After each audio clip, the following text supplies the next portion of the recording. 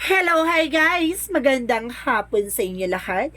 This is Shim from Asagari Channel, a faith healer o Zamatari reader. So ngayong hapon, natatingin natin na nagsasabihin sa inyo ng ating mga gabay.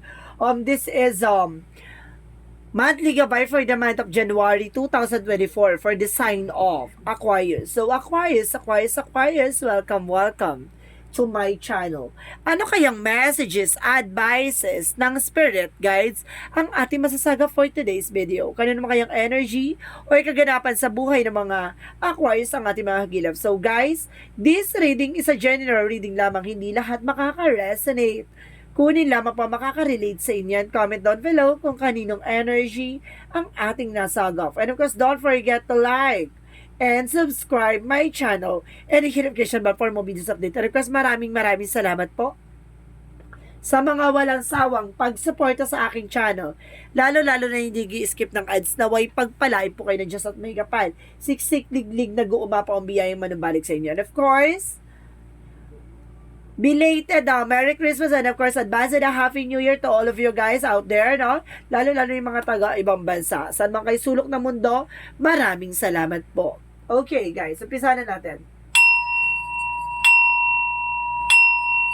Angel Spirit, please give me information for the sign of Aquarius. Ano kaya ang gusto sabihin sa iyo ng ating mga gabay?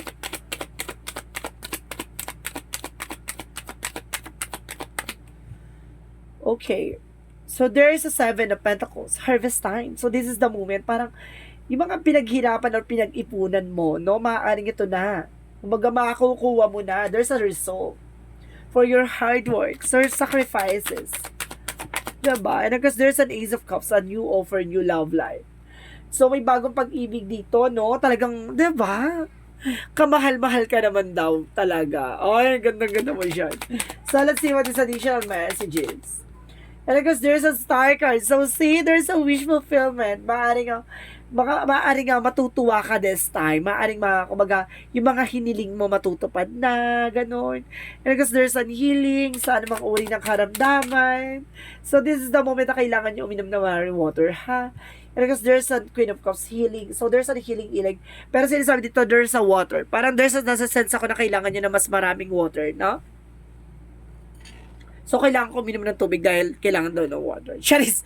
Inom lang ako ng tubig, guys. Wait lang.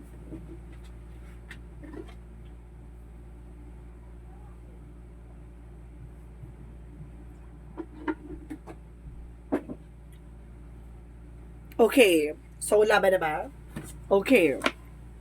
Thank you very much. Additional messages. And of course, there's a there's a 2 of Cups. So, there's a partnership. So, ibig sabihin dito may partnership dito nag-aantay or something. There's a partnership sa inyong dalawa, no? Or sa'yo, no? May karelasyon ka ba? May asawa ka ba? May jowa ka ba? Or meron ka ba nagugustuhan na may maaring parating na? Or same kayo ng iyong, kumbaga, feelings? Or ganon. Kung maparas kayo na nararamdaman, no? Ayaw nyo lang talagang harating yung isa't isa. Or may pagharot. Pero because there's a Moon card. So there's a truth reveal. May mga bagay na parang marireveal na dito. May mga bagay na malalantad na. May mga bagay na, kumbaga, matutupad na. So let's see what is the 7 of Pentacles. What is the 7 of Pentacles? Angel Spirit Guide. So there's a 5 of Cups. So there is a regret, no? May or something disappointment. Marami kang disappoint or something. Marami kang pinagsisisihan, no? May mga bagay na parang, 'di ba? Kumbaga inaano mo na sana, 'di ba? Kumbaga nag-invest ka sana or something, sana dinagdagan mo pa, 'di ba? Sana nilaban mo pa na sa ganun itong nakuha mong kumbaga lahat ng kumbaga itong payoff na to, no? Kung maaaring mas malaki sana, 'di ba? So let's see what is the Ace of Cups. So there's a 4 of Cups. So there's a re-evaluation or analyze, no? May mga bagay na kailangan mong pag-isipan, 'di ba? Kumbaga pagdating sa buhay, pag-ibig hindi lang yung parang susubo na lang, no? Nakanin na parang, 'di ba? Kakainin mo na parang biglaan na gano'n. Hindi gano'n sa relasyon, 'di ba? Kumbaga kailangan yung getting to know each other, dapat kilalanin yung isa't isa.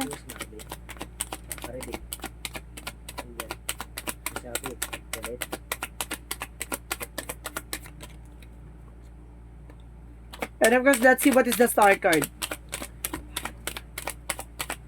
Tawagan niya. Walang iniwan. Tawagan niya.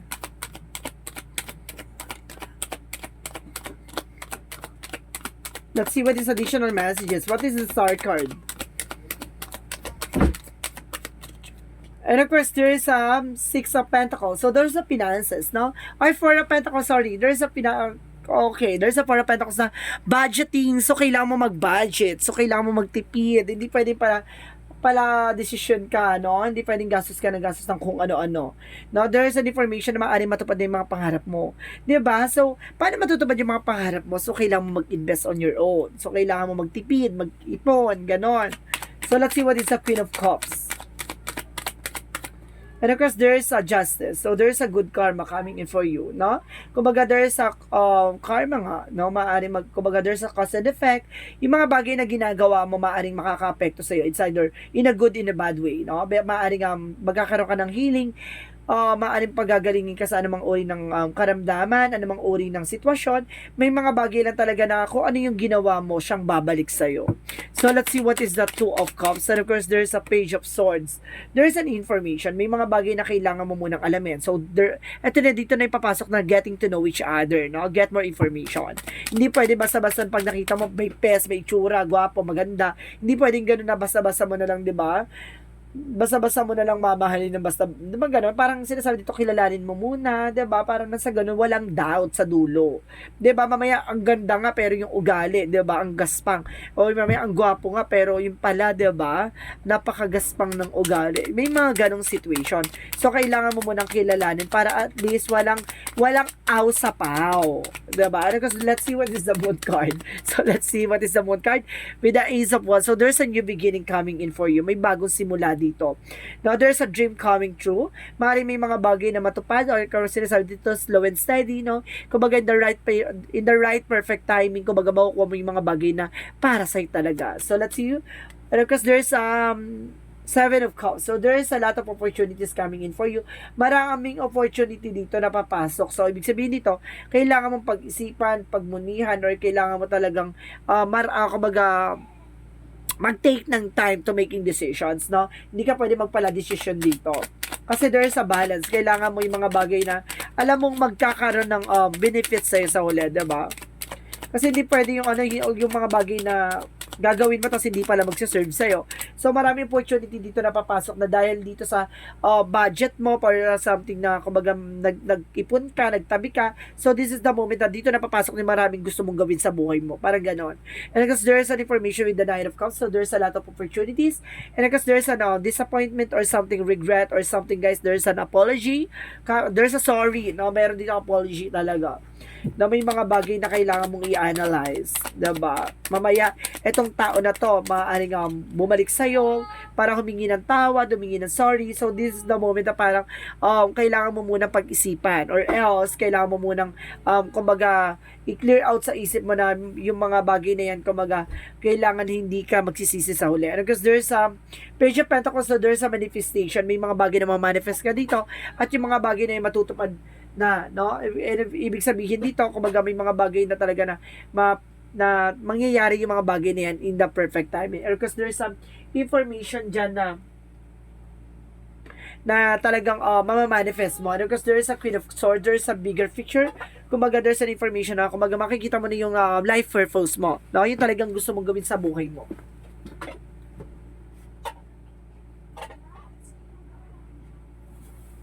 Okay, let's see what is the Page of Swords and because the Two of Cups.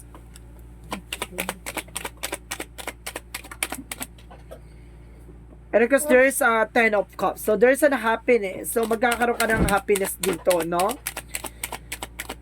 Kumbaga, pagdating sa partnership talaga, di ba? Kumbaga, ang tagal mo nang inantay. So, this is the moment na para matatagpuan mo na yung tao talaga magpapakilig at talaga magmamahal sa'yo, di ba? Oh my God, there's a stars something, you know. Para meron ako nasa-sense dito na maaaring ito yung hiniling mo eh.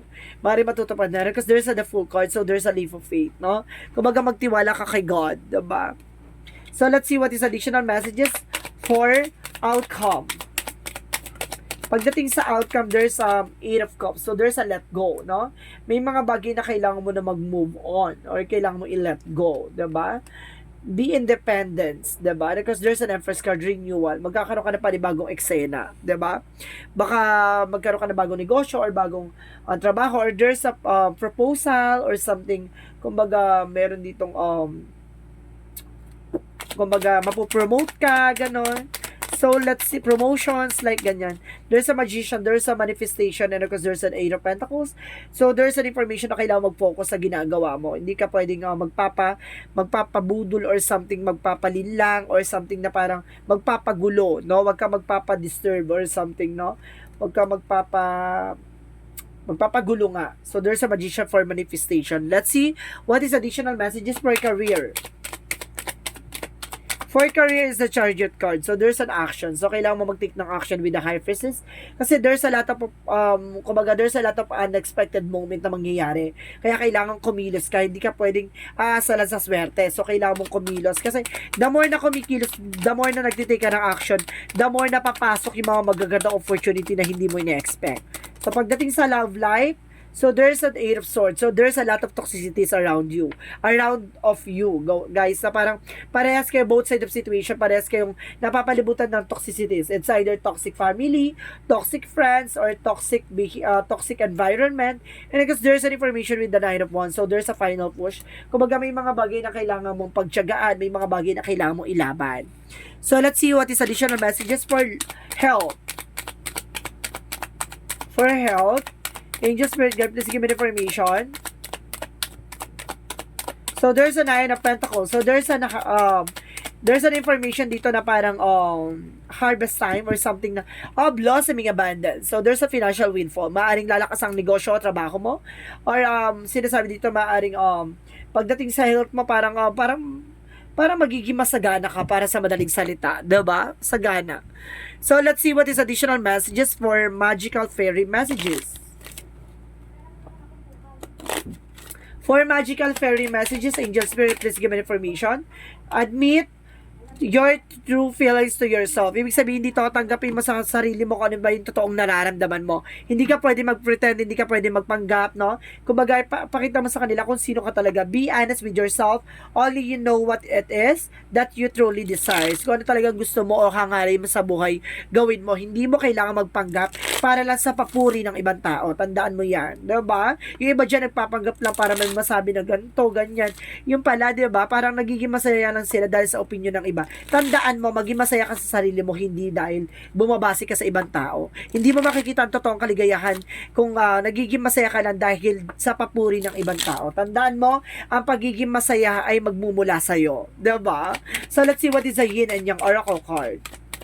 Kasi meron naman talagang ganyan, meron tayong mga kapitbahay dyan na, di ba, may masabi lang na merong ganto, kumbaga merong ganyan, parang pinapa-impress nila yung ibang tao, di ba? Hindi nila alam na, di ba, parang ang baba nila sa way na ganun. Parang sinasabi dito na, kailangan, see, there's a self-love, so kailangan mo, ito yung sinasabi, di ba, mahalin mo yung sarili mo. Yun yung sinasabi dito, ay parang tanggapin mo yung mga bagay na kung ano man ang meron ka. Hindi mo kailangan magpanggap, o ipakita sa kanila yung mga bagay na wala ka, yung papangutang mo para lang maiyabang, tigilan mo. And because there's a higher self, na there's a activation na para pinapakita sa'yo dito na kung sino ka talaga. Diba? And of course, there's a fears and limitation. Alisin mo yung takot at pangamba. Siguro natatakot ka sa something na sasabihin ng ibang tao, no? Or something parang binibigyan mo ng limitasyon yung sarili mo sa mga ginagawa mo. Huwag kang matakot. Huwag kang maapektuhan sa mga sasabihin ng ibang tao sa paligid mo. Tandaan mo, hindi ka artista. Char! Sinasabi dito na tandaan mo, kumbaga ang pagiging masaya nagmumula yan sa'yo. Diba? Kasi dapat hindi ka nagpapa-apekto sa mga chismis, lalo na yung mga tsaka mong kapitbahay.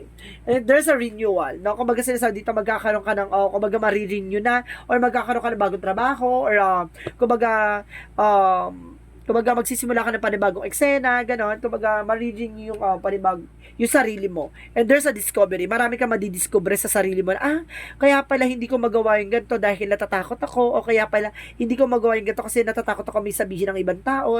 Kumbaga, mayroon silang, mapuna sa akin. Tandaan mo, diba? Hindi ka magiging masaya kung bumabase ka sa sasabihin ng iba. Diba? Let's see what is Archangel Michael. So, your inner guidance is really trustworthy. So, yung mga gabay mo dito na maaaring talagang, kumaga, subok na talagang sinasabi dito na talagang ginagabayan ka at mapagkakatiwalaan mo. And of course, use your imagination and you see the answer. Gamitin mo yung imagination mo or only your visions para makita ang kasagutan sa lahat ng katanungan mo. So, let's see what is the Monsology. So, let's see what is the Monsology, Angel Spirit Guides. So, there's an expect na powerful change. May mga bagay o pagbabago magaganap sa buhay mo nang hindi mo ina-expect. So, sinasabi dito, kailangan maging handa or kailangan mo mag-ingat sa mga bagay-bagay para hindi ka nabubulaga. And because there's an information with the nothing is yet set in stone. So, hindi pa napapanahon. No, may mga bagay na wag ka mag-expect. Wag ka wag mong antayin o wag mong wag mong i-expect yung mga bagay-bagay kasi baka malaking sampal sa'yo pag hindi nangyari, 'di ba? Some of Aquarius pa naman is takot sa rejections. So let's see what is Arcang Raphael. So, there's an acceptance. May mga bagay na kailangan mong tanggapin. Diba? And there's a meditation. Kailangan mo mag-meditate. Diba? Kumbaga, para maliwanagan ang isip mo. Diba? Para ma-clear yan. At mabigyan ka ng totally kasagutan or something solution sa mga bagay na pinagdadaanan mo. So, let's see what is additional messages for Angel Spirit. So, there's an energy healing. So, there's an healing session dito, no? Maaaring kailangan mo ng, kumbaga maliwanagan at malinaw, no? At there's an energy healing. So, ibig sabihin dito, some of you, baka may nararamdaman ka, nakakaiba, na something, na hindi siya for medical. So, pagdating sa spiritual, kailangan, it's either lamig yan, magpahilot ka, baka, or usog yan, or something, na kumbaga kailangan mo magpatingin sa albularyo. And there's a freedom. So, ibig sabihin, palayain mo yung sarili mo sa mga toxicities. Diba? Kasi ikaw yung pipili, 'di ba? Ikaw yung pipili na magiging kapalaran mo. Ikaw din yung pipili para maging masaya ka, 'di ba? Kung pipiliin mong maapektuhan sa kanila, sa mga sasabihin nila, hindi ka totally magiging masaya. So, there's an envy. Alisin mo tong ego na to. Even your pride. Alisin mo to. And because there's a broken heart. So, some of you iniwan, sinaktan, no? Talagang pinabayaan. There's an abandonment. Ako nasa-sense dito. Yung parang iniwan na lang na bigla. Yung bigla na lang nawala. 'Di ba? So, let's see what is additional messages for Angel Spirit. So, there's an honesty. Honesty is the best policy. Or, taray, parang bago. So, sinasabi dito, ang katotohanan talaga, di ba? Ang pagiging totoo mo sa sarili mo, yan ang magsisilbing talaga sa'yo. Di ba? Yung parang kayamanan mo. Kasi hindi naman lahat ng totoo sa sarili nila. Iba dyan nagpapanggap lang. There's a growth. Magkakaroon ka ng growth and expansion dito. Lalo-lalo na sa business, sa trabaho, negosyo, and of course sa love life. So, let's see what is the Angel Spirit, guys. Angel Spirit, messages.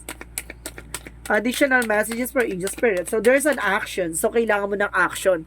So, kailangan mong kumilo. So, kailangan mong mag-decide, no? And there's a problem solving. Maaaring masusolusyonan na ang mga problemang pinagdadaanan mo. So, this is the moment. Susolusyonan na yan, pero kailangan mo mag-take ng actions. 'Di ba? Kumbaga, nasa harapan mo na ang magiging solusyon.